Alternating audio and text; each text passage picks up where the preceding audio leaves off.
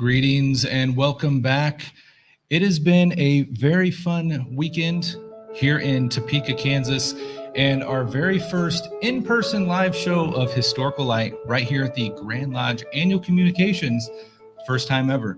Got a live audience with us and quite a chat with a great guest on the show evening.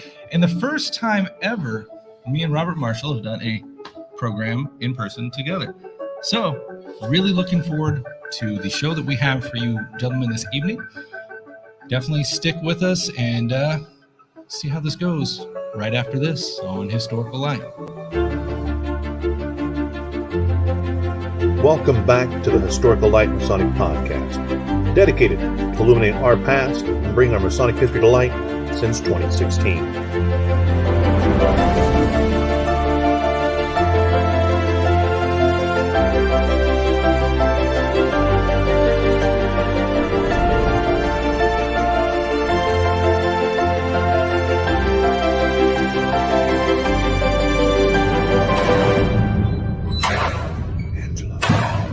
And now, enjoy the show.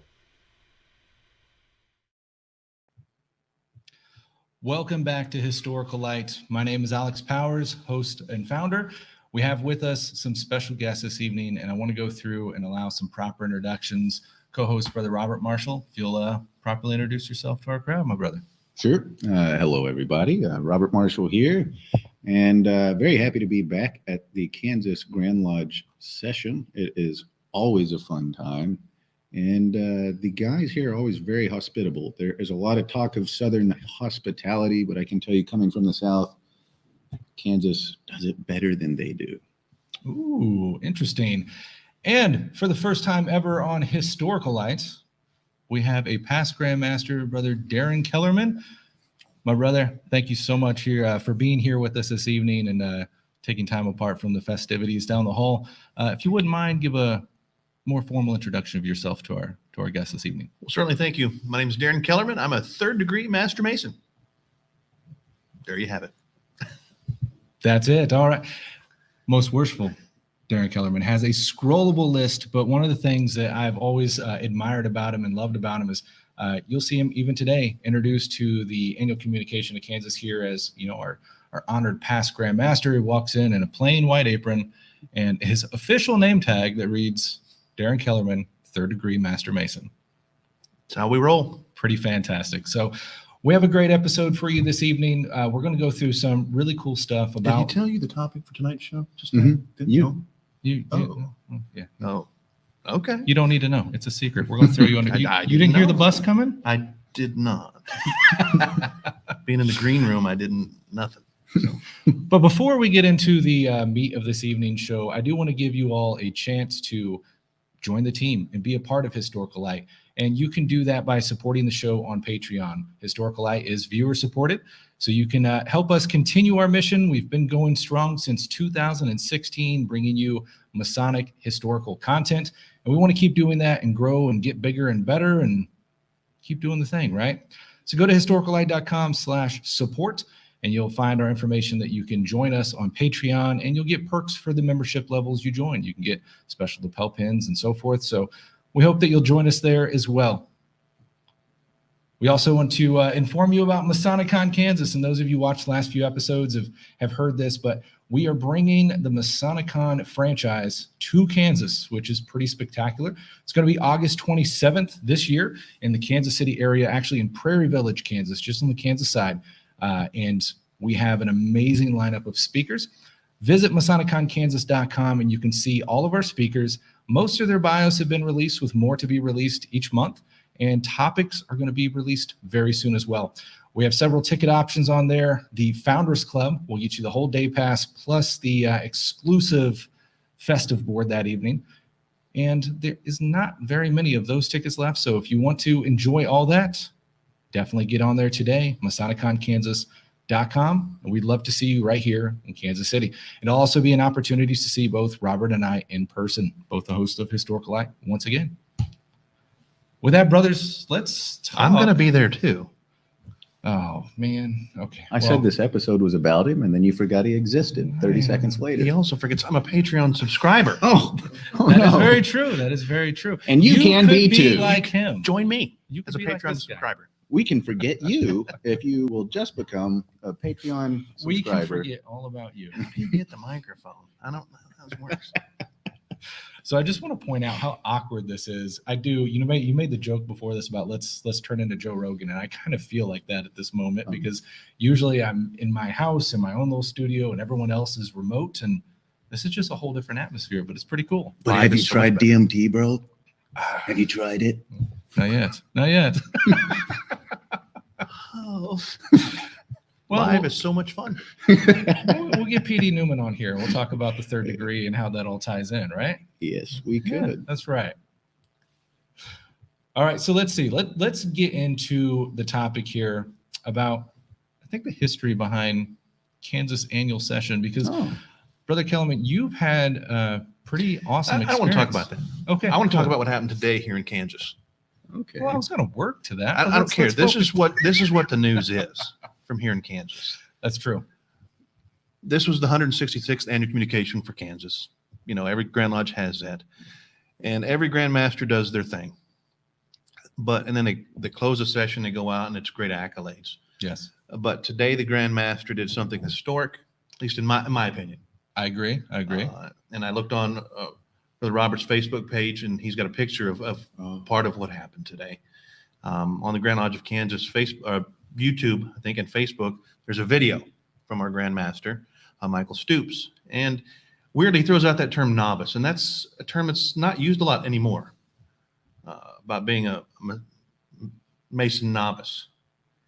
And then while the video is playing, the room is completely dark.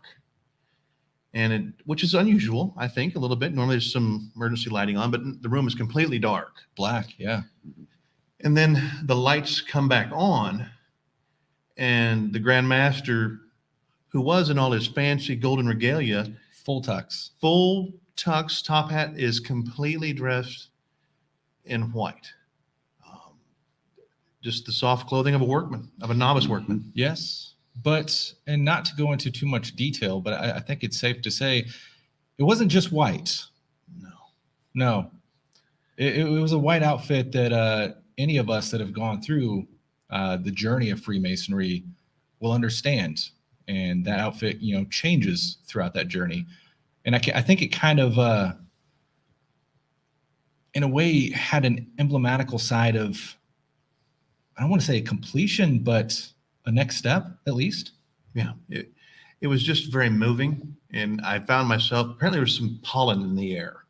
As he came down off the dais, I found myself with pollen but he was wearing his master's apron. His Grand Master's apron I don't know where it went, but just to see a brother coming down who no longer considered himself elevated to that position of Grand Master was very humbling. Back on the level. Yes. And the contrast, in traveling, you meet a lot of Grand Masters who are not like Darren.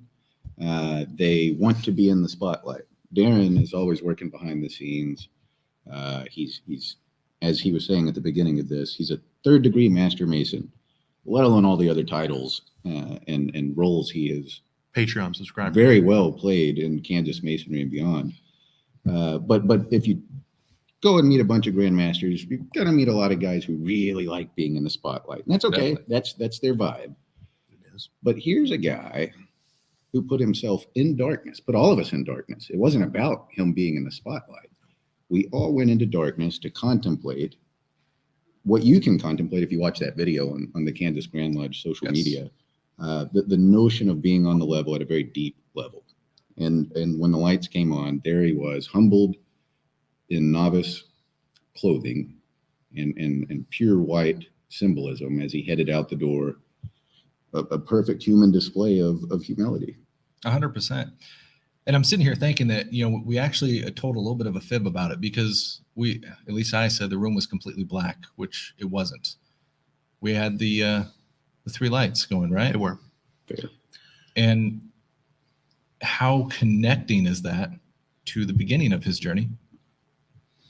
Very much so. He came, out of that darkened Grand East, as it were, and went Yeah. to the light. Yeah. And it was what most people, I don't think, even understand is it had a crazy tie-in. Our special speaker this morning was current sitting Grand Master of Kansas Mason's Prince Hall affiliation, Terry Winbush. Yeah. And his remarks were about darkness and light and how we can learn from being in the darkness. Okay. So yeah, that was a fantastic talk he gave. However, that was another aspect that at least I considered historical or notable here in Kansas today. Every time we have an annual grand session, we have dignitaries from all kinds of grand lodges that come. They all get formally introduced. We give them public grand honors, and they're ushered to their seats. That did not happen entirely today. The representatives of the Prince Hall Grand Lodge of Kansas, well, what happened to him, Brother Darren? Well, for us, it was something that I don't think has ever been done on the AF&M side of Freemasonry in Kansas. It's commonly done on the F&AM side. And when the Grand Lodge officers of Prince Hall Grand Lodge come to our annual communication, they sit in their respective stations right beside the Grand Lodge of Kansas AF and AM officers. Yeah. And for us, that's the way our Prince Hall brothers have always done it at their Grand Lodge. If any of our grand officers attend their annual communication, they sit right beside their counterparts. And for some jurisdictions, that would cause a lot of problems, just even suggesting that. And for us, it causes a lot of problems if we don't do that. Right. For those jurisdictions or those of you who don't do that, shame on you. That's ridiculous that you're not. But it was very awesome to have the two Grand Masters of Kansas here today, the two Deputy Grand Masters of Kansas today, and some other, I mean, past Grand Master as well. It's always wonderful because some places they say they have mutual recognition and they recognize each other, just a nod of the head. Here we're shaking hands, hugging, eating lunch together. I mean, it's the real deal here in Kansas. As For it sure. should be. Yeah. And it's definitely been a growing trend since I've became a Kansas Mason and kind of, gone through this experience. I've seen this growing bond. Obviously, the mutual recognition of Prince Hall here in Kansas happened well before me. But those bonds are still in motion to grow closer and bind. And what I saw today, to me, was a huge impact in that. And not to get too controversial, because I know guys are out there that go both ways with this. It peeves me. What I saw today was touching because we had the Grand Lodge of Kansas on the same stage. Now, granted, we have two different jurisdictions, but I've had that conversation with guys so much that they're pro Prince Hall movement, but they're like, when are we going to get to the point that we do away with the Prince Hall Grand Lodge and they join us? That's a big no. Join us. And my immediate response is, why? Why wouldn't we join them? Give up our history, our legacy. They have so much proud history, legacy in their lodges and their grand jurisdiction. Why? Why don't we join Missouri? Why don't we join New York? What we have to realize is Prince Hall Grand Lodge of Kansas is just another jurisdiction. They're brothers. I've always imagined that someday I could see there being, in the same way that the ancients and moderns became a united Grand Lodge of England, I could absolutely see the various jurisdictions in the United States having united Grand Lodges of Prince Hall and now that I think would be beautiful. And obviously it would have to be careful. It would have to be done in some sort of way where what you're talking about, those legacies, the history, the identity is kept intact. Sure. And you're right. Usually when people are suggesting that, that's not the sort of thing they have in mind. Right. They want to do away with one and keep the other. That just couldn't be done. And in the united aspect, it's at least not ditching one, but merging. Yeah. Now, I still think we can get to the point that we can just see them as a grand jurisdiction, the same as we see brothers in Missouri, that we have, it's just come join us and we're brothers and it doesn't matter you're from Missouri. Why does it matter about Prince Hall? We're brothers. We're just jurisdictional. That's how it should be. We have just in Texas moved towards being able to have Prince Hall lodges. And, there's so many terms for it. There's really not a very good term for non-Prince Hall lodges. I've sometimes heard it called state Grand Lodges. But I feel like that somehow suggests that the Prince Hall Grand Lodge doesn't represent the state when it typically does. Sure. So whatever term you want to apply to a Grand Lodge like this, the Grand Lodge of Kansas, that's not Prince Hall, they meet now. We can meet in the same building in Texas, and that was a big deal. There was a lot of pushback even on that. They're still separate lodges, but they can share a building together, and it's powerful to be able to do that. To be in the one place together, you're performing your different rituals, different in slight ways, but same primary material in the same sacred space. Oh, 100%. 100%. So, a few years ago at a grand annual session out here in Topeka, Kansas, this man over here who, obviously doesn't want to take any credit for anything. He's just our third degree master Mason. You were at least an instrumental part of bringing this together. And as you said, I just stood on the X they told me to. But you did that damn well, brother. Can you tell us a little bit about that event? And where I want to go with this is we often talk about our COA and this joint mission that we have in moving Kansas forward. But I think these events really play in and show how this history that we saw today was a part of that. Certainly.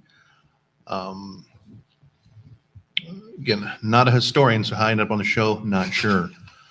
So you won't hear a lot of dates from me today. But what he's referring to is back in 2016, there was a rededication ceremony, a Masonic rededication ceremony of the State House here in Topeka. The history of that is like any other state house, I presume. But the Masons here were involved in the building of the Capitol building from the very beginning. Alex probably has access to those pictures. He refers to them, and I'm sure he's got them available digitally somewhere hidden. Oh yeah, we'll get them on the show notes of this show. But the original cornerstone was made out of spoiled stone, and it broke, and they had to rededicate it. So they did that twice, and then somewhere down the road they did a third dedication ceremony. The problem is, it was nothing but white guys. It didn't represent all the Masons in Kansas, and that's a problem because they say that the Masons of Kansas dedicated the Capitol building of Kansas. That's not true, because there was a group of Masons of Kansas who were totally excluded. And we had an opportunity to try to make that as right as we could. Right. And again, I was just fortunate to be in the right place at the right time, because recognition in Kansas happened way before me. And there's a ton of Grand Lodge officers on both sides of Freemasonry in Kansas, both sides being Prince Hall affiliated and the AF and AM affiliation. Right. And they worked very close together. And so by 2015, we've already been getting along officially fraternally, for 20 some years, I believe. Right. And the talk was, we're going to do this. And I'm like, okay, yeah, that sounds like a great idea to me. So it wasn't enough just to have that paper, so to speak. You wanted action to it. Oh, yes. We had to have, Freemasonry is not about lip service. Definitely. We like talk that. about, whether you're making good men better or whatever, but we're supposed to be known by our actions. And we had to do something. Right. And so it was probably about an 18-month planning to make it all come together. And there's so many people involved. And again, that's all I was. I was just to stand here on an X and say this.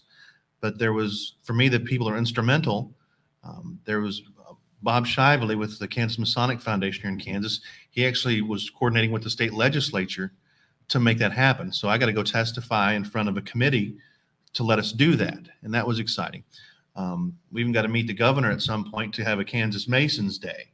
And that was a great deal. So the Prince Hall Grand Master and myself got to go meet the governor. And that was not as impressive as I thought it would be. We had more fun standing in line. Rarely are. But Johnny Eves for Prince Hall was instrumental. Tracy Bloom for the Grand Lodge of Kansas. And the Kansas Grand Master currently in 2022 here, Michael Stoops, was huge. And if I'm correct, he and Johnny Eves, or maybe it was just him, wrote the script for that day. I got to pick part of my address that I wrote or that got delivered, but those are the guys that made that whole thing come off. Sure. And there was rehearsals and it was all great, but it was just so moving because if you look at the pictures, there was no who's going to get top billing or whatever, because we both had top billing. And that's when our country is starting to go back to some not great times. Right. And this will be the first time I tell this part of it because it's supposed to be a big secret then. And I apologize. If we have to go back and censor it out, we will. Grandmaster of Prince Hall at that time is Larry Coleman. And Larry Coleman and Darren Kellerman, one black man, one white man, are both police officers. And again, that's not such a big deal. But at the time, the world was starting to turn the other way. And here we are, right around noon, in the middle of America, standing on the very top step of our state capitol, doing the right thing. Yeah. It was just amazing. And he gave an oration. The Prince Hall chaplain gave a beautiful prayer. And the only thing I could think in my head, this sounds like something from Martin Luther King. It was just ringing out over the State House Square, and it was just beautiful. Yeah. And for me, I was thinking, I'm part of history. Yeah. This is awesome. And then like, oh, you need to speak now, dear. So I was kind of the downer for that, but it was very impressive to be there. And as we're looking out, there's no separation of the crowd. There's close to 1,000 people staying there, all intermingled. On the steps of the Capitol building, the brothers are intermingled.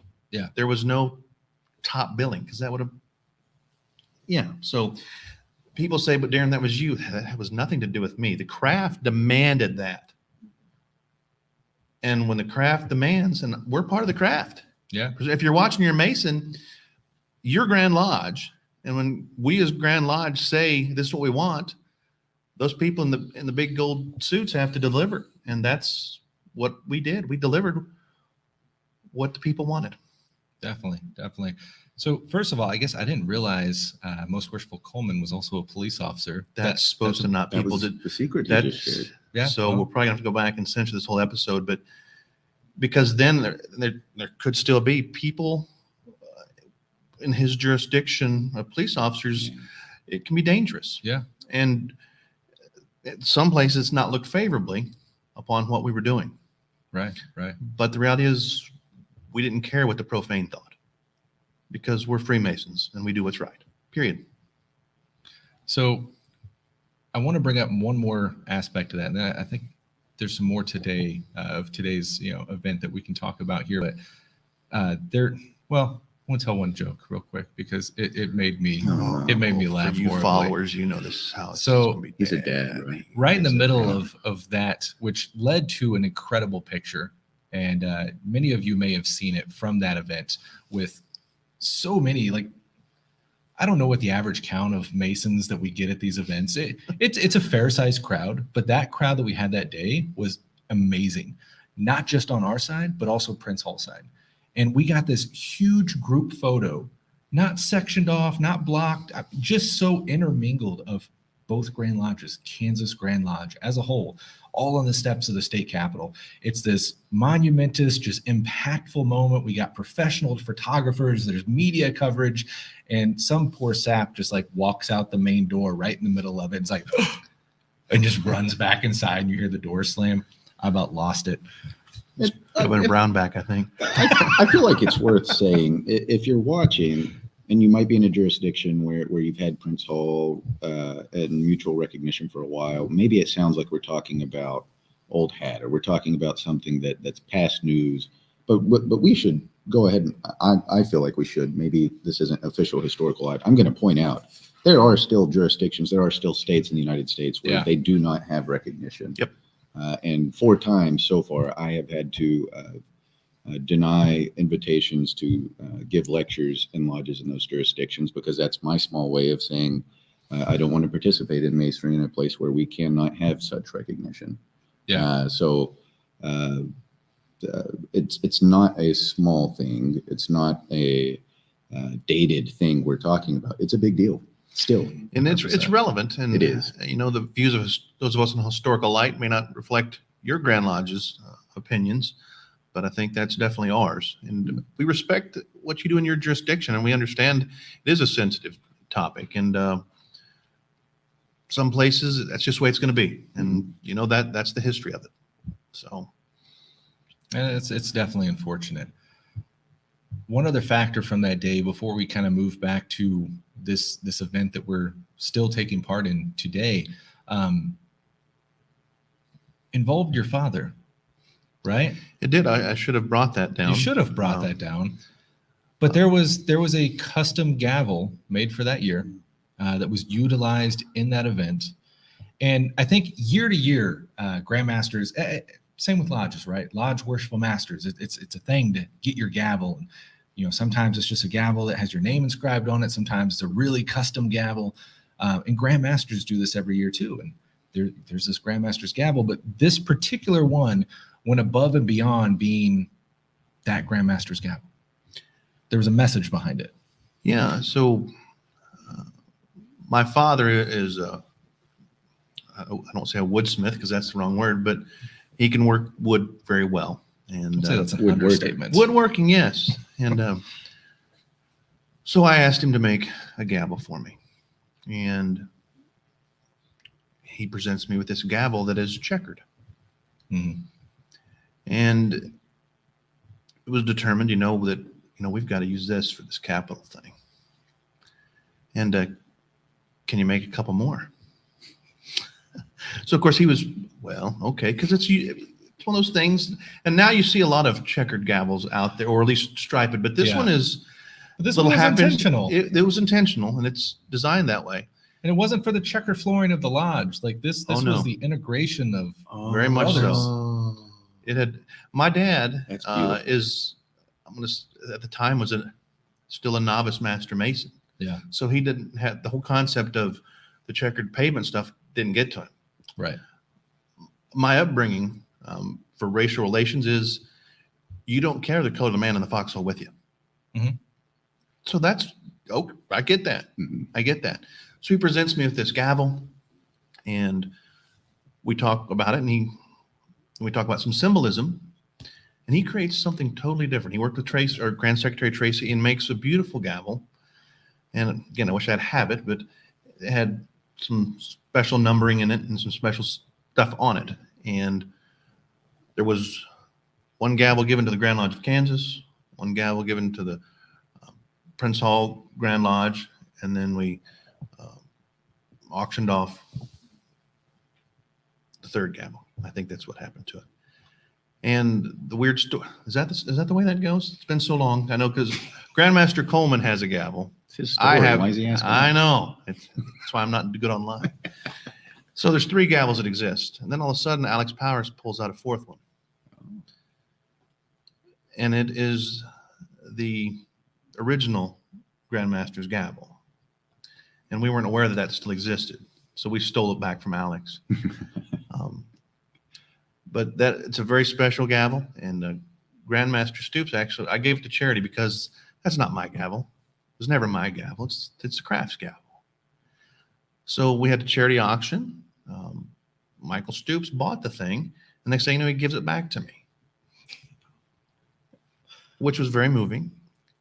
But then as he's going into being Grand Master, he's got to use that gavel. Yeah. That's his. But the story about, I know we're moving away from that, but this is how people work. Michael Stoops, back in 2016, was just another craftsman. Yeah. But he's working on this ceremony for us that is just beautiful. Going to make history, supposedly. We do the ceremony at the Capitol building, and it was a great Kansas day. As it were, the temperature was probably about 50 degrees as the day started, and it was overcast. And as we're doing the ceremony, the temperature dips You're down. killing our Texan. I know. Yeah. I shivered when you The said temperature dips down, and it starts snowing. The wind started blowing and started snowing as we're finishing the ceremony. So now it's cold and blustery, just nasty. it's time for everybody to come back to the Grand Lodge venue. And they bus people back here. And there's Grandmaster Coleman and I standing there without a ride. Because, our philosophy was, you take care of your guys first. Definitely. And all of a sudden, here comes Michael Stoops going, Wishful Brothers, I have a vehicle waiting for you. And up pulls this black Suburban. It's something like government. I mean, this is like what we see on the History Channel. I mean, this is some cool stuff. I didn't know that's the way it really worked. And just here comes a driver in a car that I've never seen before. And this is pre-Uber. It is pre-Uber. So I don't know how this has happened. So we Grandmasters get in this car. Michael Stoops shuts the door and is standing there alone. He doesn't have a ride to get back to the hotel. So we invite him, get in the car. And of course, Right. he's like, because a lot of people have this preconception about Grand Lodge officers. It's just Larry and I. We're just Right. two guys. Right. Get in. So he gets in the front seat. And it was weird because he wouldn't turn around and look at us or nothing. And we, not saying we were talking about him, but something was up. Sure. And again, this is Michael Stoops, just Master Mason. And pretty soon he turns around and he's got tears in his eyes. And he's like, you saved me. He was ready to quit Freemasonry because of all the crap going on. And because of what we did, he decided to stick around that day. Yeah. And this year, he's a Grand Master of Kansas, and he doesn't ever tell that story. He doesn't think of it that way. Right. But for me, I think he saved me, because you never realize what a difference or an impact you can make on somebody else. Everybody's got that name. Sure. And it's just, Michael Stoops put things in perspective for me. And I'll never forget that. I love that. Is it time? It's time for a toast, but when we finish, I want to continue on the fact of your father's gavel for one reason. So Sure. Don't let me forget that. I think it's appropriate. Most worshipful Kellerman, would It's just you? Darren to most of us, but he can't get past the most worshipful thing. Just saying. Hey, Master Mason down there, There you go. would you mind giving us our toast for this evening? Certainly. I think that being a Patreon subscriber, this is what I got right here. This was in the gift basket at the liquor store is what happened. They Right. sold them 4 for $1. I know. I tell the police officer as I come in, I brought little bottles because I didn't want to worry about an open container going home. Look at that. Yes, and we're going to address Why that don't you in just a address that second. really quick before we Okay, go on? that is a good idea. We have an audience member today, and I'm going to embarrass you. I want you to come up behind us real quick this way so you don't trip over wires. He was dressed to come on. He's He going to was be dressed pleased. to come on. Indeed. My brother, this is Brother Dwayne Marshall. Love this guy. Kansas Masons will definitely know this brother under the pen name of A Past Master's Thoughts. Started out as a Master's Thoughts, correct? Yeah, it did. And now we're at A Past Master's Thoughts. And what he's doing is coming on in essentially a personal blog and just letting it all out there. And what I think has really driven Kansas Masonry this year is dialogue. I've tried doing that with daily questions, and Brother Marshall here has really, really driven Marshall, just making, wow. Brothers Marshalls. Does he get paid to do this at all? By you, buddy. By you. Patreon subscriber, Patreon. join me. Click on the link below. That's right. But this brother, I think, has really brought that dialogue home and really continue that conversation that helps us all grow as Masons, has helped other jurisdictions notice our jurisdiction, has helped Masonry grow as a family. Because at the end of the day, it's not really about Kansas Masons, right? It's about Freemasons. And we're just one aspect within that. And brothers like you have really helped drive that home. My brother surprised me today and came in, well, and I'm taking it farther away from the camera, But it got me a custom bottle of Maker's Mark whiskey. And it says on here, handmade for Right Worshipful Alex Powers. Just freaking awesome. So, my brother, If you smoked, I'd have brought you a cigar. It's kind of this thing. I love you. I appreciate you. I love you. Thank you for everything you do. Thank you, my brother. Stay right here. Stay up here. There's another bottle here. Robert, hand him that bottle right there. Yeah, get in on some whiskey. Since Oh, wow. Alex isn't going to crack the I don't know where it went. The other bottle. We'll just Lord, crack this. That's Don't, weird. Don't That just tempt me with a good time. Most worshipful third degree Master Mason. I know it peeves you. That's why I keep using it. Dear leader, supreme overlord. Yes. Lord Vader. This is why we don't do the show live very often. So, brothers, this is it's to absent brothers, to together brothers. This is to brothers. Brothers. Cheers. Smooth. Now, Brother Powers, I remember that day at the Capitol. I remember that day a lot, and it sticks with me. That was my first grand session. Oh. There are a number of folks that absolutely inspire me. And I think that one of the things that we do in the craft is we look at men and aspire to be like them. I've been a part of a number of organizations. Some worked, some didn't. You join a lodge, but in the end, you don't join a lodge. You are the lodge. You become that lodge. And when I went to annual communication, the words that I heard from the podium from this brother here is why I'm here, 8-9 years later, doing what I do. And I love you and thank you for that. Thank you for those kind words. That spoke to me greatly. Indeed. Thank you so So, much for being no, here, brother. Thank you. Thank you. So to continue our conversation, coming back to your father's gavel, and the reason I wanted to tie that in, because it's ultimately the perfect segue to bring us back into today's session or this year's session, because that gavel's here. It was used. Most Worshipful Stoops had two useful gavels up there. One was his famous apple smasher, as it was termed. And I want to say I actually saw that in that antique store. They found it there in Baldwin. But he went through this antique store and saw this, which was labeled literally as an apple smasher. And he's like, no, that is a setting maul. You, brother, get in here. You can't see it on camera, but we've Brother got a Jack. long distance guest coming Why in. no? Okay. That's Yes. perfectly fine, brother. Not a problem. That's not live from Scotland. That's live Scotland here in Kansas. Just saying. Oh, look at that plaid.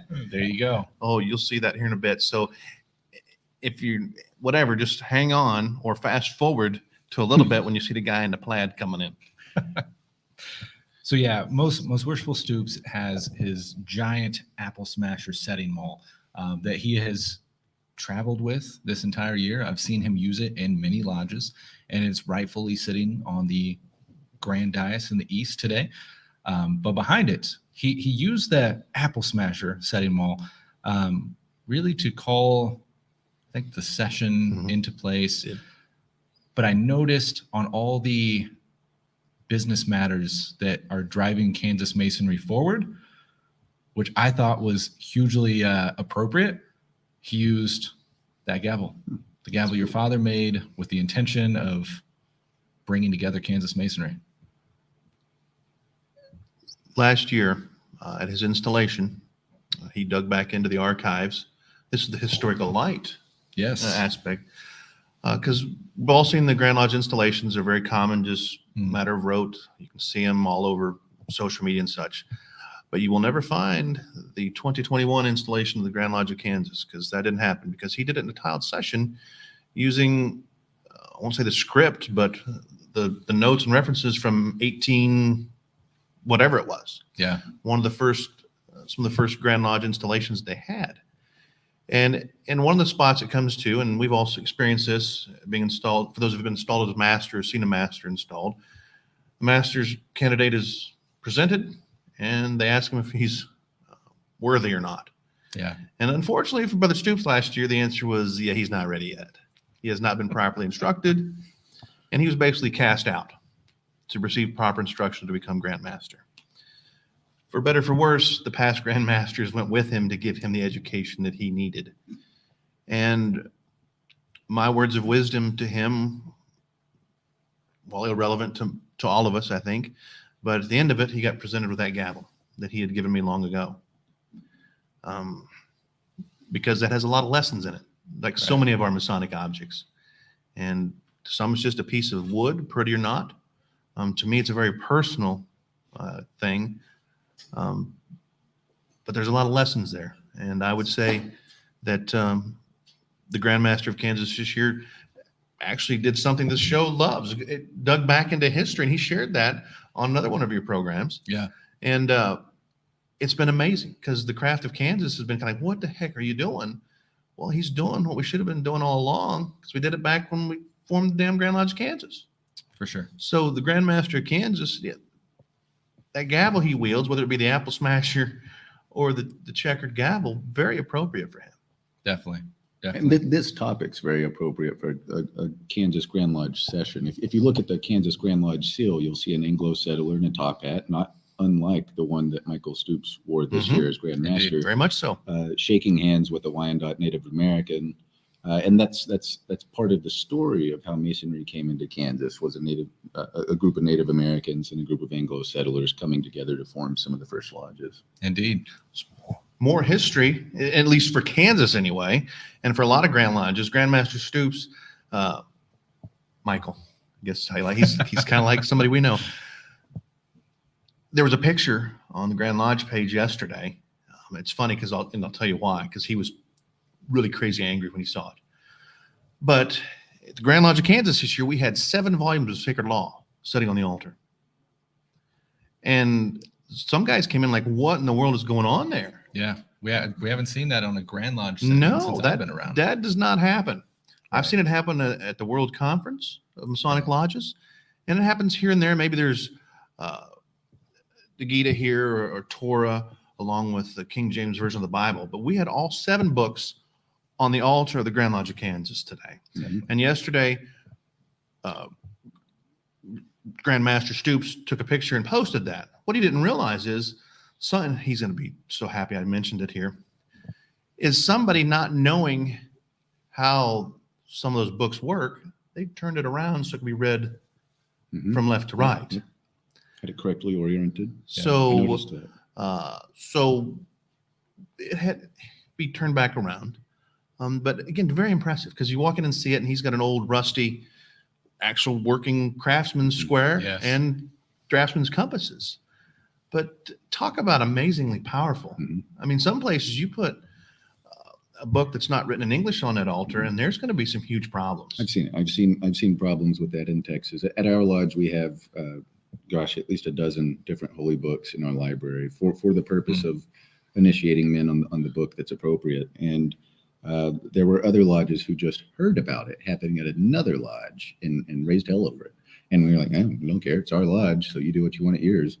It's a beautiful image of Masonry to see those books on an altar. I think the Grand Lodge of Utah was the first place I saw it. And but I mean, seeing it today at a Grand Lodge session, it's really special.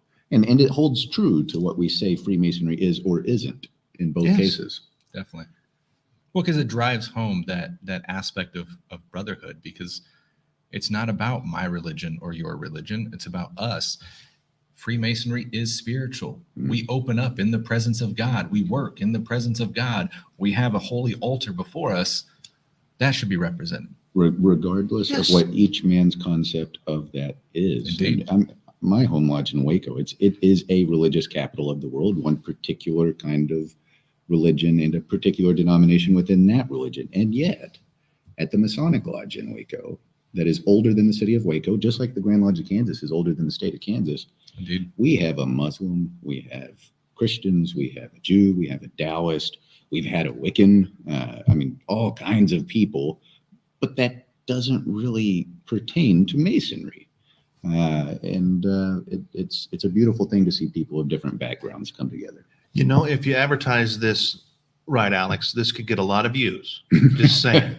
We've talked about the relationship between different Grand Lodges and now religion. That's true. That's true. And we pretty much said we don't care because we all meet on the level. All and we need to none of add in that now is crap some politics matters. and women. Yes. Speaking of women, okay?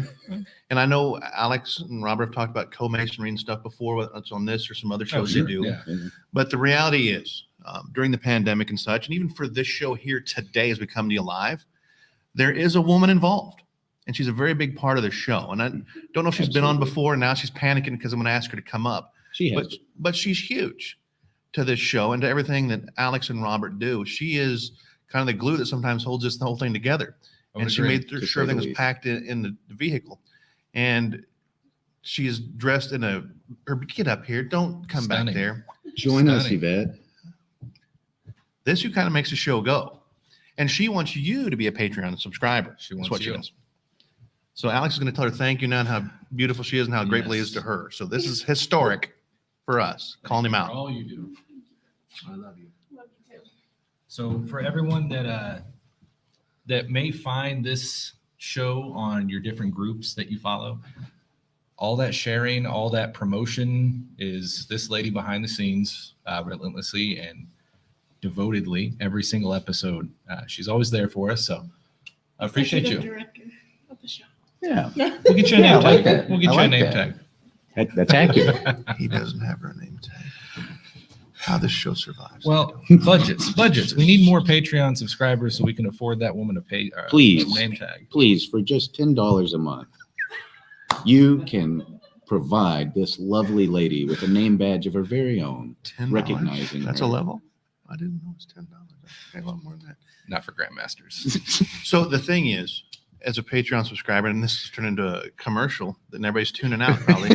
The thing is, as a Patreon subscriber, you can help control the direction of the show and Did I put that in there? get guests not like me on here. And it is on there, but he never asked for my opinion. But shows like this are awesome because you get to hear all sorts of different views. And sometimes the live shows like this do go off the rails, but you can skip ahead, skip back. Did they really say that? Yeah. Yeah. I mean, the other day Alex was on a show and he had the Grand Master say a curse word. It was great because that stuff happens. We did, yeah. They'd have brought him on charges if it happened in Texas. Yeah. And then the Grand Master references on a Grand Lodge broadcast the name of the show. And he got it wrong, but he watches the show. That's cool. And he's mentioned it several times in the places he goes. So the Grand Master of Kansas and several past Grand Masters, me as well, watch the show. And not just this show. I've seen for years that the Kansas Grandmasters consistently, year to year to year, are very pro technology and pro new ideas in a way that's pretty unique. Because right now, as we're recording this broadcasting, there's 8 plus Miss Powers watching the show. These Grandmasters we're talking about are just like me and you. They have a thirst for knowledge. And that's what this whole thing's about. That's what drives this show. Sometimes we get obsessed with the numbers and like, share, subscribe, make sure you follow, have your notifications on.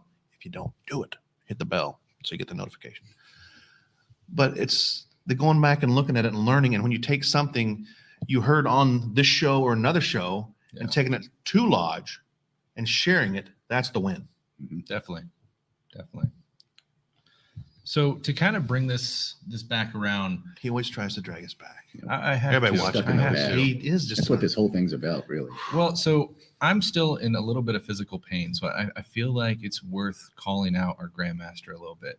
And well, you know, he's out of the Grand East now, so I guess I'm semi-safe from his wrath. But no, I want to kind of acknowledge the fact, especially bringing in how we were talking about he was at a point of being ready to call it quits in Masonry. He'd experienced some tough stuff. And one thing I can say about Brother Michael is that he's devoted and passionate about actual Freemasonry. And I've personally heard guys naysay him for being strict to the rule book. Mm. And it bugs me because we're the ones that set those rules. Yep. And that got brought up today, did it not? I recall somebody giving a report similar to that. Yeah. Most Worshipful shared a story that, he was kind of disappointed. Not to say that, his year was bad, but he was unfortunately treated semi-poorly in certain situations for doing the job that we elected him to do. Mm-hmm. And that is unfortunate. He got his payback today. He got his payback because he thought if we would all remember the obligation that we took when we become a Mason, and not just an entered apprentice Mason, but the obligation that we took as a fellow craft Mason, and the obligation that we took as a master Mason, and the charges that we got as a worshipful master. with our right arms raised the entire time. And we did. We Uphill stood there both and, ways. yes, we went through long form each obligation, and we retook those obligations today. And as much as I think it was appropriate in his saying, I think many of us, including myself, needed that. Oh, yes. Very much so. Because as much as we memorize those, right, and we know what's there, I don't think we always know what's there. Do y'all have re-obligation programs here? In Kansas, we do not. In Texas, I was asked to start giving them a couple of years ago, and the twist I added to it, we do the re-obligation, and it happened a lot like you're talking about here, where we recited the obligations we've already taken and you've already taken in your Right. lodge. I started them off by working through the obligation and looking at the etymology and where the words came from, when they found their way into English, and what they most likely meant in the context of the time that our obligations were written or formed. And then we can really study what the original intent of the obligations were. There are words in there which we now pronounce in ways that blind us in this era from understanding what they meant at the time. This sort of thing, just like we did today at the Kansas Grand Lodge, gives us pause to reconsider the obligations after having worked in the quarries for however long we've been doing it. And it brings us back around and allows us to use our new perspective to recommit ourselves to the promises we made. Definitely. It's very refreshing. And there were several evenings when I got a late night call from the Grand Master who's on his way home, and with the "you won't believe what just happened." And they're kind of, to me, they're horror stories, because I can't believe that one brother would treat another like that or say those things in open lodge. Mm-hmm. And the reality for me is, and I've said this many times, is, and we all have this in our jurisdictions, because I know that the watchers of this program aren't mainly Kansas based. We have them all over North America and several around the world. Yeah. And a lot of us in our lodge, we have a problem with Grand Lodge, the entity Grand Lodge, and some of what we perceive as the nonsense that Grand Lodge is trying to make us do. Mhm. And that's a very real thing. Yeah.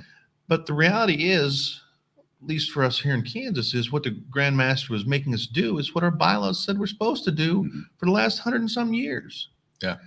And if we can't hold ourselves accountable to that, what's this whole thing for? I mean, it's just, we're associated for a purpose. Whether it's a workman's guild, you got to have some rules there to make sure the work is being done true and we're not building crooked buildings. Mm-hmm. Standards matter. And that's kind of where we're at now. I mean, if we look at the state of Freemasonry across the world, we've got some crooked edifices, Yes, as it we were, do. We do. because we didn't follow the rules as we went. We took some shortcuts, and then we get ticked off when Grand Lodge, the entity, tries to bring us back to square that building up. Mm-hmm.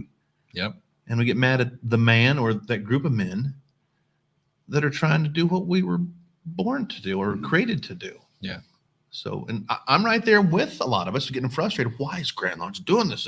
They're trying to hold us down. We're trying to get members, and you're doing this.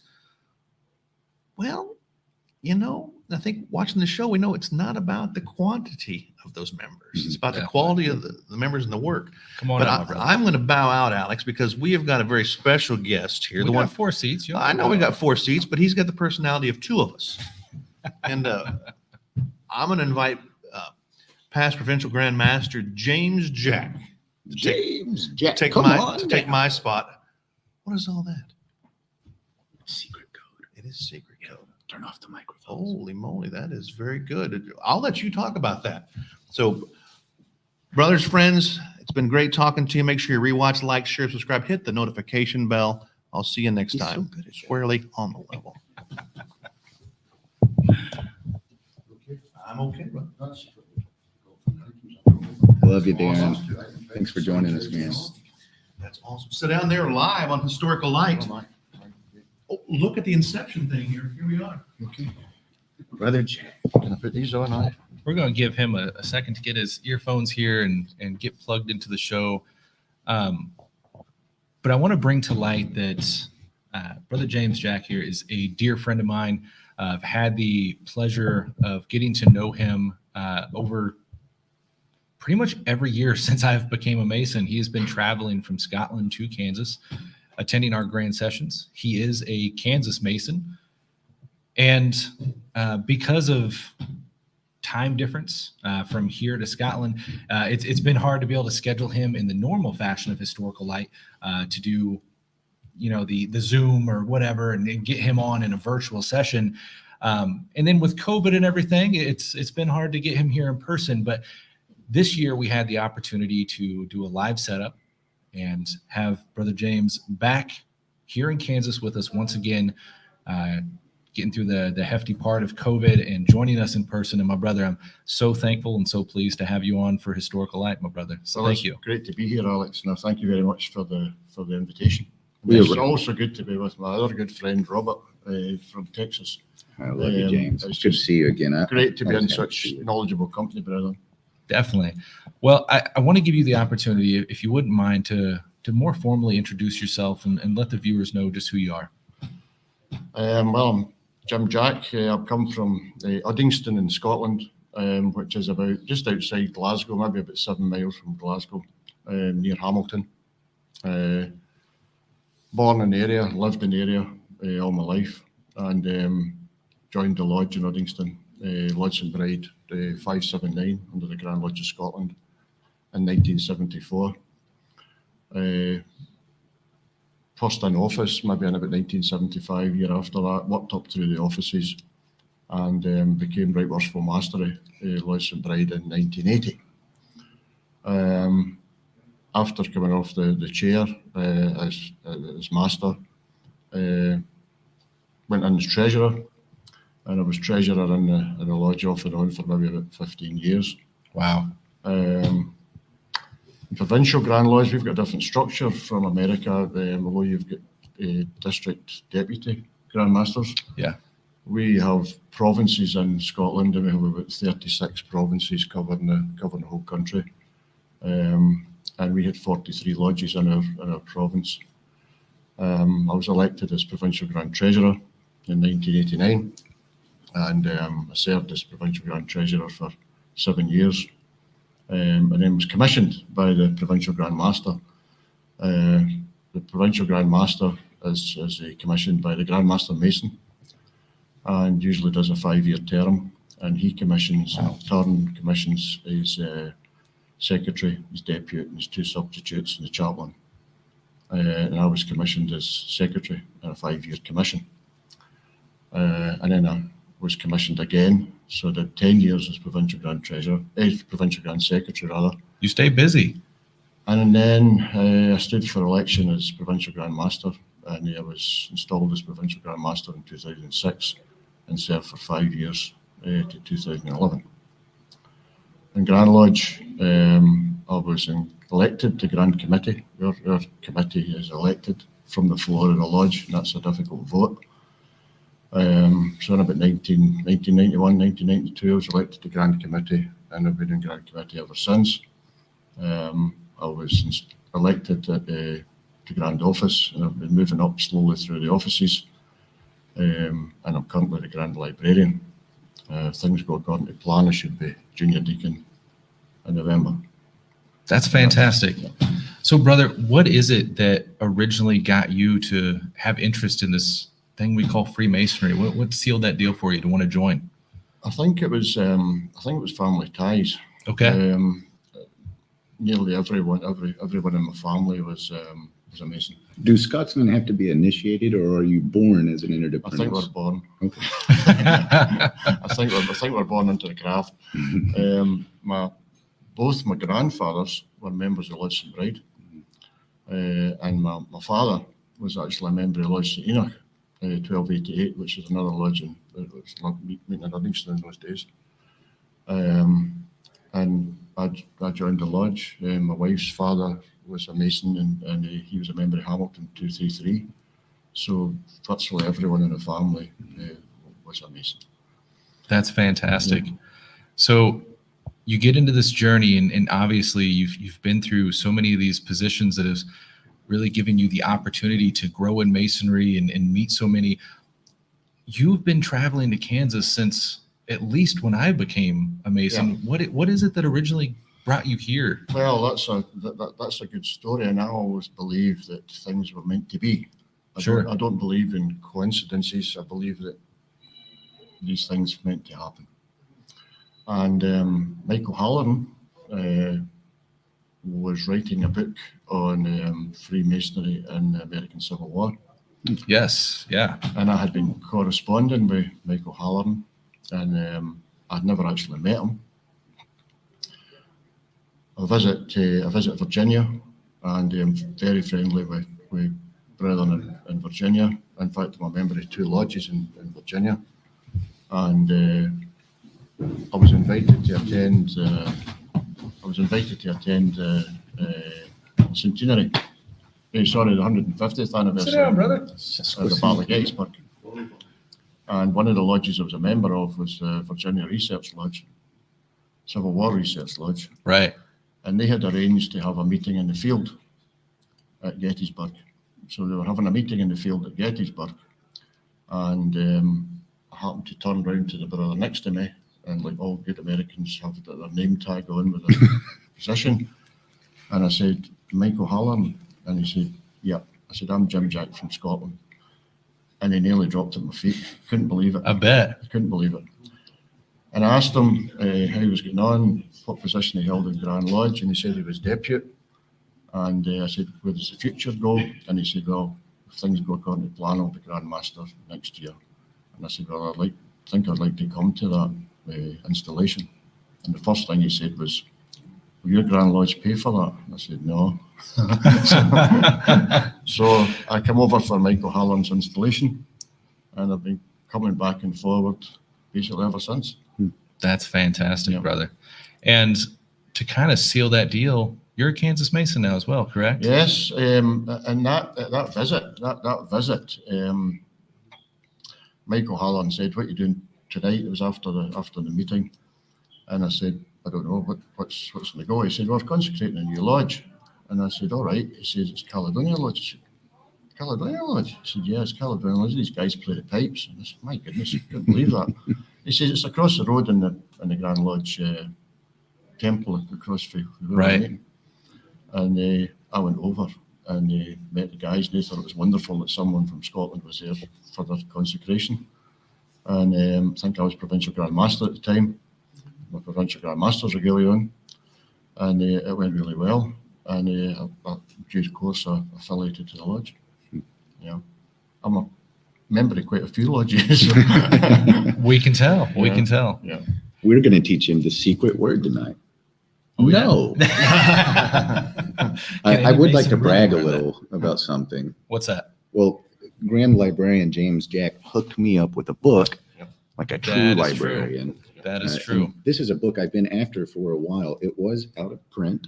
It was hard to find, and it covers all of the Freemasons who received the Victorian Cross during the Great War, or World War I. All the wars. All the wars. I undersold it. And I can't tell you how happy I am to get this. I had told Brother Jack that I was looking for it, and he acquired it, and he let me know he was going to get it to me the next time I saw him, and that was a couple of years ago, and then something called COVID happened. Yeah. So we didn't get to see each other for quite a while, and he held on Right. to it all this time and brought it to me today. Yeah. And I can't tell you how glad I am. I will be adding that to the personal library, which is on loan to Waco Lodge, so that everybody has access to those books. And after I read it, I always read them first. Yeah. Well, I think we're going to be expecting a book report on a historical. I'll be episode, happy to share a I'm book report. definitely curious to hear more about the story. Yeah. Now, we do have one brother here that I think has something we want to share, if we don't mind. Is that the dueling pistols? I don't know. So Brother Jack brought over a lot of stuff from Scotland tonight, but a brother approached me as I got kicked out of here, and he's trying to be a Patreon subscriber, I think. But this is Brother Marvin Fletcher, and I think he had something to say, Alex. Marvin, Brother Fletcher. On behalf of all the brethren of the Grand Lodge of Oklahoma, which means every member of Kansas Masonry, I'd like to present to you with these dueling pistols. Oh my God. Oh, On behalf- wow. Oh my God. These things are beautiful. Are you kidding me right now? No, sir, I'm not. Wow. Oh my God. You might have to unlock it. Okay, let me set this down real quick. How cool You is can't that? do this to me on a live episode, man. All the Hold on, Texans are brother. about to get really jealous. For all the work you've done for Those are Oh, wow. beautiful. Freemasonry in Kansas, All right, so first of all, very carefully, I believe it'd be very fitting in your. these were in the auction today. It's incredible, Brother Fletcher. Wow. All right, my brother. I love you, brother. Thank And you for all the hard work you've done for. well, I appreciate that, Masonry. and I will continue. And I know we highlighted your story on the show before because this is not the first gift you've given me, my brother. That was a personal gift. Yes, but man, you keep hitting me. This brother got me so early on, especially during our 40-some nights of lives that we did, starting with COVID. We started coming on and sharing history, and we got to one point where we were just kind of sharing stuff from our Masonic collection to give a little bit of history on. And one of the items I had shared is I had come up with a figurine, and I can't remember which was which, but I had a small figurine of either George Washington or Ben Franklin. Mhm. And it was a set, and it would come with one figurine of George Washington, one of Franklin. I'm like, okay. The one that I got belonged to a member of our lodge, which was basically the historian of Gardner prior to me, the owner of this ring. And I carry on his legacy through wearing that. It was my mission to find the other half of that missing set. And damn it, I thought I did. And we paid good money on eBay. And this thing arrives. And I find out that not only are there small figurines, there's full-size bookshelf ends. So then I have a bookshelf end of the opposite set and a small figurine in one set. And I mentioned this on the show, and this brother had the full set of George Washington and Ben Franklin, and he gave that to me to add to my collection and keep safe an archive of that history. While we're on that, brother, let's bring back the history behind those. Oh, okay. Those were not my individual figurines originally. They were given to me by worshipful brother Franklin J. Kell Jr., who is a past Grand Master of DeMolay International. And he was a mentor of mine while I was sojourning in the Grand Jurisdiction of Oklahoma. And he gave me those as a courtesy. He was always one to go overboard on everything he did. If we had a sweetheart in the DeMolay chapter, win something on the state level, I remember one time he sent me out, we were in Dallas, Texas, And he said, I need 6 yellow roses. I drove all over looking for these yellow roses. Couldn't find them. We But only anyway, sing about them in Texas. We don't actually. yeah, you don't have them. But anyway, Dad Kell was a great mentor of mine, and when he gave me those gifts, and then I saw the podcast, and I had just got on, and you come on with that, and I'm sitting here going, I've got that. And I went I actually wasn't home, and I called my lady, and I said, would you go into the room and look at the bottom? And she did, and sent it to me and everything. And that's when I sent them to you. Yeah. I appreciate you so much, brother. Well, it's all for the work that you've done. One more time, brother. I love you so much. Thank you. Thanks for everything you do. Wow. Well, now I'm all flabbergasted. Good Lord. How do I continue from that? Where do we pick back up? Whoa. So Brother James. Yes. You're Kansas Mason. You're here again. We witnessed some historical factors that happened in our grand session today. How does this impact you in Kansas versus Scotland and your opportunity to travel around jurisdictions as you do? How does Kansas impact your Masonic journey? Find that's one of the beauties of Freemasonry is the difference between different jurisdictions, difference between different Grand Lodges, and more so even in Scotland. Scotland is so diverse.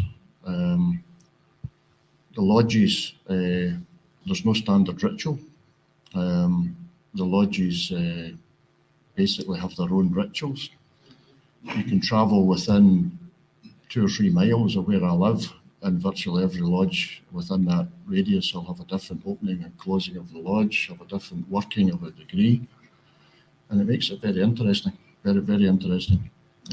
Some constitutions you go to, they've got maybe a committee of works who oversee the ritual, and they make sure that the ritual is the same in every lodge, and that's fine. If that's the way they want to do it, then that's fine. In Scotland, lodges wear their own regalia. There's not a standard colour of regalia. When a lodge is chartered, they're allowed to choose their colour. So you get lodges with different coloured regalia. Tartan. Which is a beautiful factor, by the way. When you go to Grand Lodge, it's quite spectacular. Right. Grand Lodge, Scotland, wear thistle green regalia. Provincial Grand Lodges wear thistle green regalia. And the lodges choose their own colours, what they want to wear. So and it's kind of like a factor of their identity. Mm-hmm. It's some of the tartans, especially. Like I'm thinking of Lodge Buchanan, wear Buchanan tartan, and it's quite distinct. So you can immediately identify the brethren from the lodges. You get to know the colours, and you get to know the combinations of colours and who they are.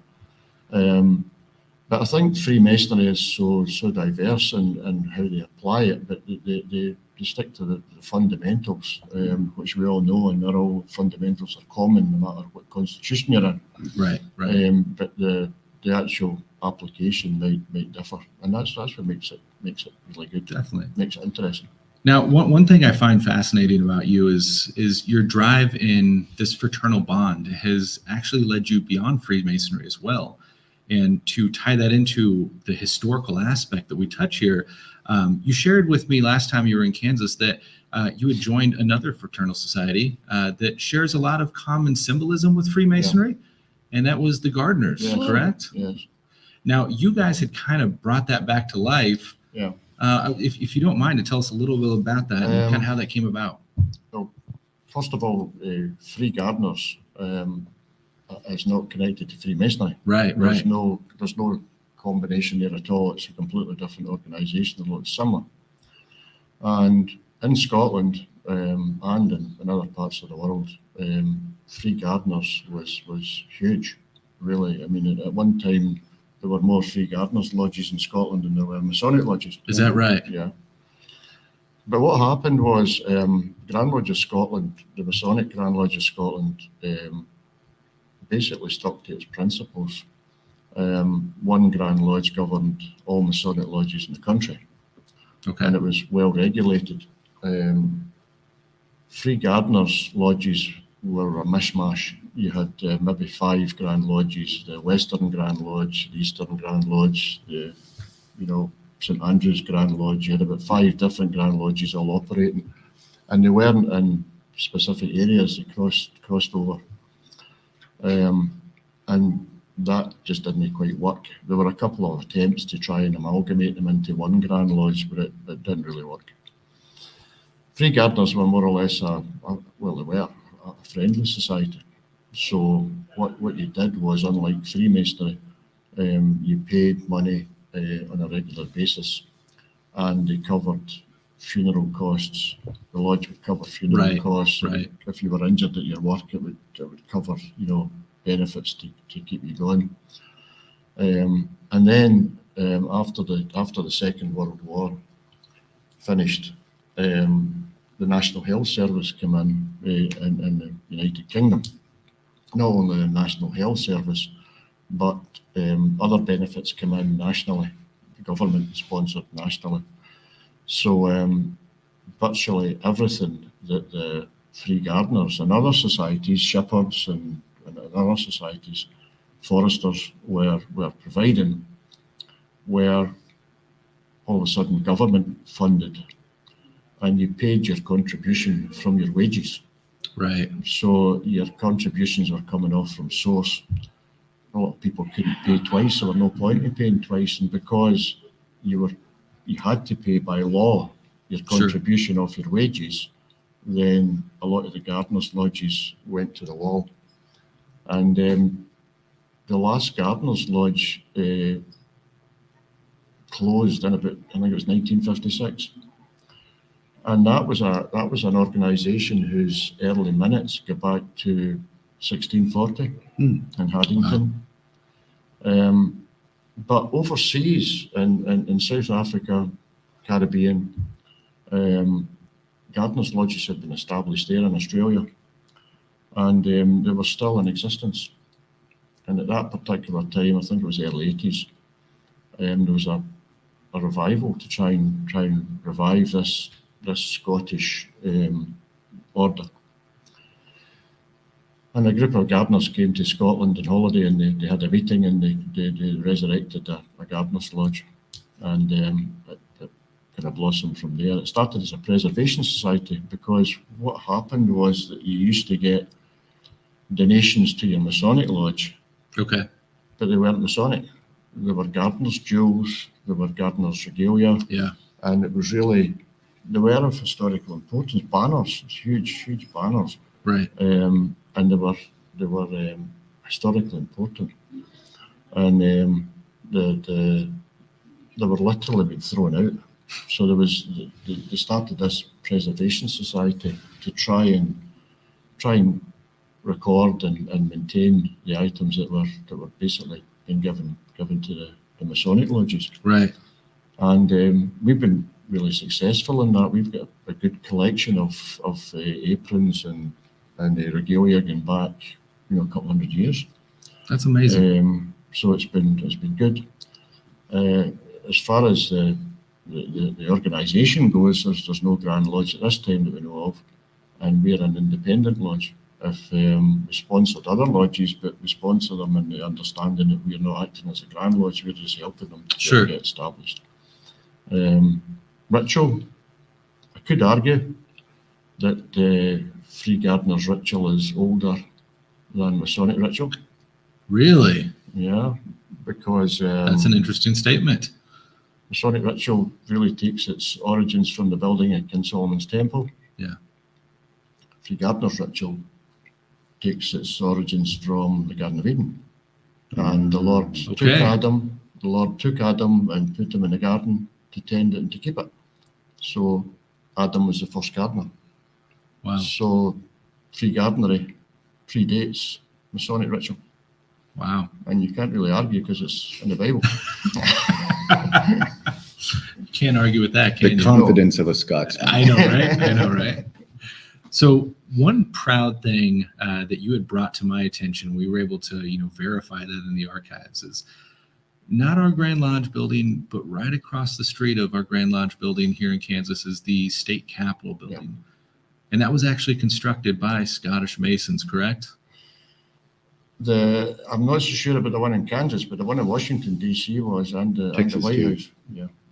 Texas had Scottish Masons Yeah, working on it. yeah. The one in the one that's interesting, I don't know about the one in Topeka, but I certainly know that the White House and I think possibly the Capitol building in Washington as well was built by Scottish Masons, and that can be proved because going back in time, I think it was the President Harry Truman it would have been.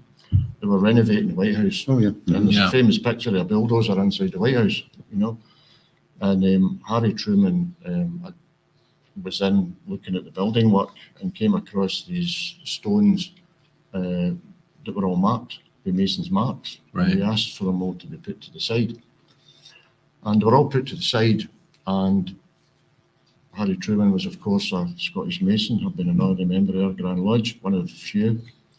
And he gave a stone to each Grand Lodge in America. So I don't know if Kansas has got one, but We do. We do. should have a Mason's mark on it. Mhm. And relatively recently, research was done because they wondered where these Masons had come from. And it was Bob Cooper, our curator in Edinburgh, who'd done quite a lot of groundwork in that. And there's an operative lodge in Edinburgh, Journeyman Masons, now number 8. And in their minutes, it said that about 10 Masons had left the country to go to America to build in America, in Washington. So they identified the 10 guys from the 10 brethren from the minutes. And then the mark book, because these guys were operatives, so they had a mark, they had a mark book with their Right. marks on it. And lo and behold, the marks that were next to their names tied up with the marks that were on the stones in the White House. That's fantastic. So they could actually identify the name of the brother Oh, cool. who cut the stone. So that was that look closed, and it was really quite reassuring to think that major buildings in America Right. were built by Scots. Because I mean, really in those days, I don't think there would be many people that had those skills. You know, they may have been brethren here or Masons here that had skills, but there wouldn't be many of them to build such a structure. You know. Definitely. Yeah. Well, we have been running kind of long on this episode. We have covered so much this evening. History from, Well, you had Brother Kellerman on, so that would take Well, up more than half of it. I'd I imagine. know he was very proud to be on the show and be a sponsor of the show as well, as he pointed out. But we've covered so much this evening, and brother, I've been dying to sit down and have this chat with you for years now. I'm thrilled that you're back here in person and able to sit down with us. It's good to be back after such a long time. Brother Robert, I want to throw you on the spot. What hard-hitting last questions we got for Brother James here? Hard-hitting last Yeah, questions get 'em, for Brother. get 'em. Okay. I'll give him one. I'll give you I'll one, give you but one. it's not going to hit you hard. Is there a Grand Master of Texas buried in Scotland? Yes, of course there is. Of course there is. Yeah. And I know where he's buried. Gosh. Oh no. know who he is. No, don't tell me. Okay. No, that's another good He's story. actually. part of a This- very old Scottish this family. is another good story. Past Grand Master and Grand Secretary. He Yeah. wrote the first Yeah. copy of proceedings for the Yeah. Grand Lodge of Texas in 1857. He's buried in the necropolis in Glasgow. Huh? And You sent me the which photos. is the major burial ground in Glasgow. And my wife worked with a woman, and her husband was a gravedigger in the necropolis, Okay. looked after the necropolis, and he said, tell Helen to speak to her husband, I've come across a Masonic grave and it mentions Texas on it. It's quite unusual. Mhm. I said, I need to go and see this. So I went into the necropolis and he took me to show me where the grave was. And it's quite amazing, really, because Ruthven was his name. And Ruthven That's it. Archibald Sinclair Ruthven. Yep. And he was, he emigrated to America, kind of worked his way down and ended up in Texas. Okay. And he became the Grand Secretary in Texas. He became a Grand Master of Texas. And then he came back to Scotland to visit his family, and he died while he was on holiday. Yeah. But Ruthven is a very important name. And I would like to try and find out more about this brother, this Grand Master, because one of the lodges I'm a member of, Lodge St Andrew's Military, is 668 in Scotland, have a Victoria Cross holder, and his name is Ruthven. And it would be nice to know if he won his Victoria Cross in the Sudan in about 1880, which is not that far away from where we're talking about, so they could be related. You know, I'm quite sure they will be related, because Ruthven is an important name in Scotland. In Texas. Yeah. Arguably, Yep. Archibald Ruthven, whose grave Brother Jack's talking about, in my opinion, is the most, if not, well, one of the most, if not the most important Grand Master and Grand Secretary in the Grand Lodge of Texas history. Because, as I said, he was the first to compile proceedings for the Grand Lodge of Texas. From the 1830s to the 1850s, we would have nothing. Right. If he, as Grand Secretary in 1857, hadn't compiled the entire history of our jurisdiction. Isn't it amazing how parts of our history, just throughout Freemasonry in a whole, end up lying on these individuals and their passion to Not carry in out these Scotland. tasks? Because in Scotland, Scotland's always the anomaly. In Scotland, we go back to the Shaw statutes. Yeah. Yeah. Go back to William the Shaw. Go back to the Shaw statutes. William Shaw. There's one or two people in here have been at his grave in Fairland. And William Shaw, when he wrote his statutes, which was really the first attempt to kind of organise Freemasonry and Masonry on a national scale, insisted that one of his statutes was that Masons recorded what they did at the meetings, record who they initiated into the lodge, record what was happening in the lodge, and recorded what they were doing. And our lodges stuck with that for centuries. Well, and also recorded the requirement that they be tested and prove themselves in the art of memory, which at the time was a phrase that had very specific connotations going back even further. So it's Scotland that gives us the tie to truly being an ancient fraternity. And we keep minutes still. And not only that, but I mean, 1598, 1599 Shaw statutes, we've got lodges that have got a continuous minute back to those days. There is minutes from 1599. And that's correct. because Shaw Kilwinning? insisted. Is that Mother Kilwinning?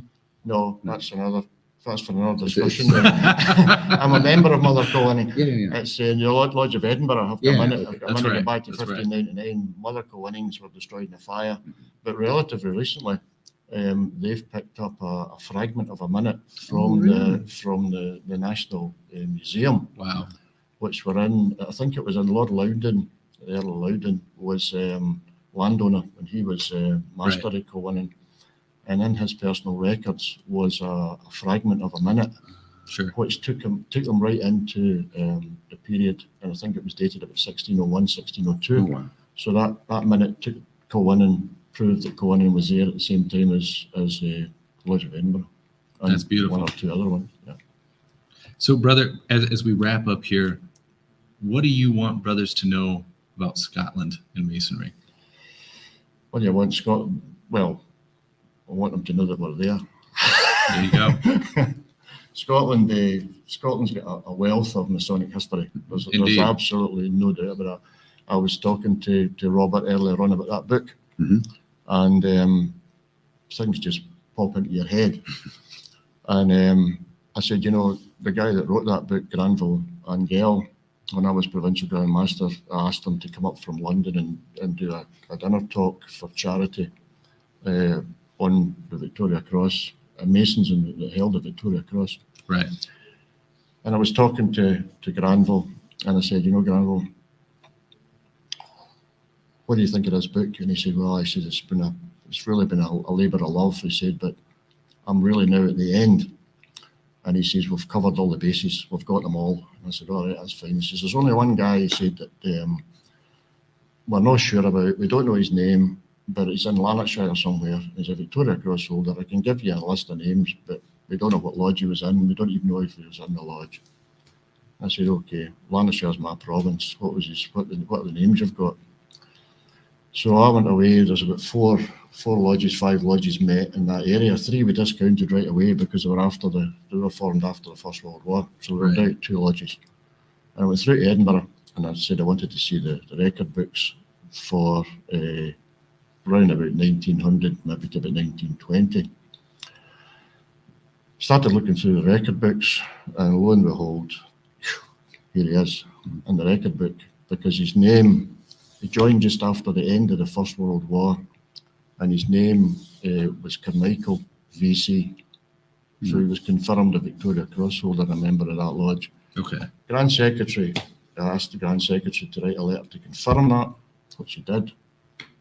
Granville came up for the talk, did the talk on the Victoria Cross holders, and I said, that's great.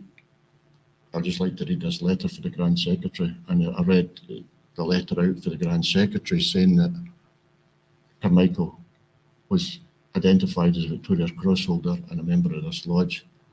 And Granville just went to pieces. He said, this is really like the Holy Grail. We found another Masonic Victoria Cross holder. He Right. says it's unheard of. And he'll burn that book. That's And he won his Victoria Cross, just to finish off. A very brave deed. You don't get Victoria Crosses for nothing. First World War, German hand grenade came into his trench, and no time to react. Maybe about 5 seconds before it exploded. So they wiped out the whole squad. He took his helmet off, put it in a hand grenade, and stood on top of it, Wow. and it blew him out of the trench. How intense is But that? he saved his men round about him. So there you are. Well, I'm afraid you have set our brother Robert up here for quite the task, because, hey man, you brought this book on the show. You made him bring it all the way from Scotland. So now we are expecting an episode on Historical Light covering this book. So get cramming, and we're looking forward to learning all about it. And Brother James, I want to personally thank you so much. Hopefully the next time I'm here, I'll bring another book, because my son Fantastic. Stuart has been writing the book for 5 years. Taking him 5 years, and it's at the printers now. Is that right? Yeah, and it's the history of Lodge 579, Lodge and Bride 579 in the First World War.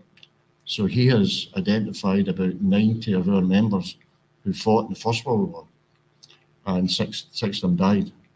And he's researched all that, researched all their family, researched all their background, Right. and it's at the printers now. So next time I come over, you may well get another book. Looking forward to it, brother. Brother James, Yeah, thank you Thank so you very much. much for having me on. Thank you for been coming. Delighted. Robert, you take care. Brother Robert, it's been a pleasure doing Historical Light in person with you. We'll have Yeah. to do this again and find another opportunity to bring Historical Light to a live venue. With that, everyone, I want to thank you so much for joining in live and for continuing to support the show. Obviously, remember, you can always go to the website and support us through Patreon to keep growing and bringing you bigger and better content. Until next time, stay on the level. Thank you for everything. We'll see you guys soon. Thank you.